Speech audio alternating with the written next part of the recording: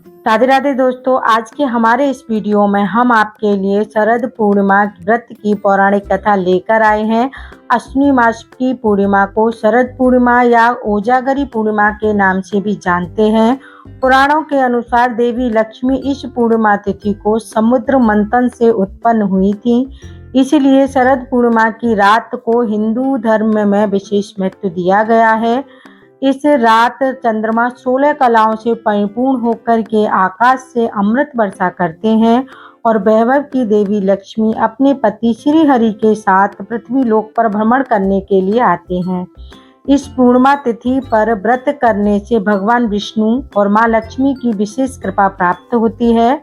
माता लक्ष्मी और भगवान श्री हरि की कृपा प्राप्त करने के लिए एक साहूकार की दोनों बेटियां हर पूर्णिमा को व्रत किया करती थी। इन दोनों बेटियों में से बड़ी बेटी पूर्णिमा का व्रत पूरी विधि विधान के साथ पूर्ण श्रद्धा के साथ किया करती थी।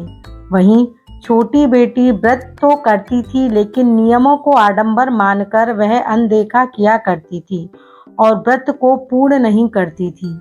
विवाह योग्य होने पर साहूकार ने अपनी दोनों बेटियों का विवाह कर दिया। बड़ी बेटी के घर में समय पर स्वस्थ संतान का जन्म हुआ। संतान का जन्म तो छोटी बेटी के घर भी हुआ, लेकिन उसकी संतान पैदा होते ही दम तोड़ देती। इसके बाद भी वह 5 से 6 बार ऐसा होने पर उसने एक ब्राह्मण को बुलाया और अपनी पूरी व्यथा सुनाई। धार्मिक उपाय पूछने पर उनकी सारी बात सुनकर और कुछ प्रश्न पूछने के बाद ब्राह्मण ने उनसे कहा कि तुम पूर्णिमा का व्रत अधूरा करती हो, इस कारण से तुम्हारे व्रत फलित नहीं होते हैं और तुम्हें अधूरे व्रत का भी दोष लगता है। ब्राह्मण की यह बात सुनकर के साहूकार की छोटी बेटी ने पूर्णिमा का व्रत पूरी विधि विधान से करने का निर्णय लिया, लेकिन पूर्णिमा आने से पहले ही उसने एक बेटे को जन्म दिया। जन्म लेते ही बेटे की मृत्यु हो गई।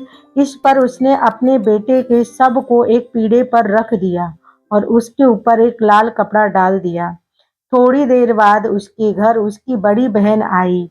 साहूकार की छोटी बेटी ने अपनी बहन को बैठने के लिए वही पीढ़ा दिया जिस पर उस बच्चे को रखा हुआ था।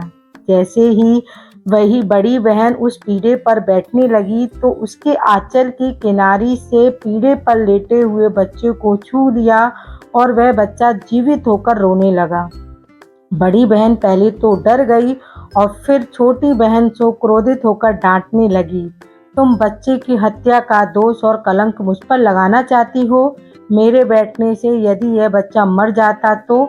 इस पर छोटी बहन ने उत्तर दिया, यह बच्चा तो पहले ही मरा हुआ था, यह तो तुम्हारे आंचल को छूते ही जी उठा है। पूर्णिमा के दिन जो तुम व्रत पूजा और तप करती हो, यह उसका ही दिव्य तेज परिपूर्ण और पवित्र होकर है। अब मैं भी तुम्हारी तरह व्रत और पूजन किया करूंगी। इसके बाद उसने पूर्णिमा व्रत पूर्ण किया।